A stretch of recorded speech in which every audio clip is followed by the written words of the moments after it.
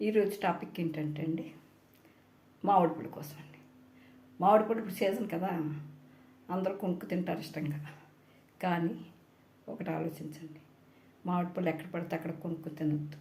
అంటే వందలు పోసి చాలా కళ్ళకి బాగా కనిపించినాయని కొనుక్కుని ఇంటికి తెచ్చుకుంటే అవి కోసి చూస్తే తెల్లగా పుల్లగా ఉంటున్నాయి, పడేయలేము, తినలేము. కాబట్టి కొనుక్కునేటప్పుడు ఆలోచించండి. ఎందుకంటే న్యాచురల్ కాదండి, న్యాచురల్గా చెట్టుని కోసుకొచ్చి ముక్కేసిన పళ్ళు కాదు. వాటికి ఏయో వాడి అలా పైకి బాగా కనిపించేలాగా బిజినెస్ చేసుకునే వాళ్ళు అమ్ముకునే తీరది. అందరికీ తెలిసిన విషయమే కాదని నేను అమ్మ. అయితే మనం ఆరోగ్యాన్ని మనం కాపాడుకోవాలి.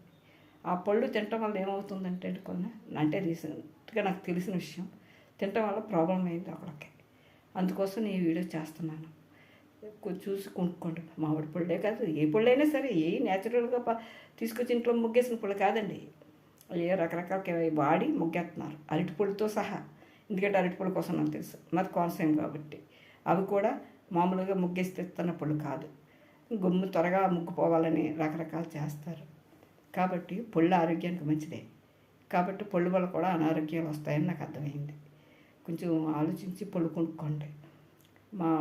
మన పుచ్చకాయకి రీసెంట్గా పుచ్చకాయకి పెద్ద గొడవ వైరల్ అయింది కదా, వీడియోలు వైరల్. పుచ్చకాయ వల్ల చనిపోయారా అని అనుకోక్కర్లేదు, కానీ పుచ్చకాయ పేరు బయటకు వచ్చింది. పుచ్చకాయ వల్ల అని రకరకాల వీడియోలు చేశారు. అందులో ఏది నిజం ఏది అబద్ధం మనకు తెలియదు. ఏదేమైనా ఆ పుచ్చకాయ వల్లే అని చాలామంది అన్నారు. తర్వాత నాకు తెలియదు అనుకోండి, నిజం. కాబట్టి పళ్ళు వల్ల కూడా ప్రాబ్లమ్స్ వస్తున్నాయన్నది మనం అర్థం చేసుకుని జాగ్రత్తగా చూసుకొనుకోవడం మంచిది. ఇది నేను ఈరోజు నా టాపిక్. నిజమా కాదా కామెంట్ పెట్టండి, ప్లీజ్ కామెంట్ పెట్టండి. ఎవ్వరు కామెంట్లు పెట్టండి, అసలు చూస్తున్నారో లేదో నాకు కూడా తెలీదు.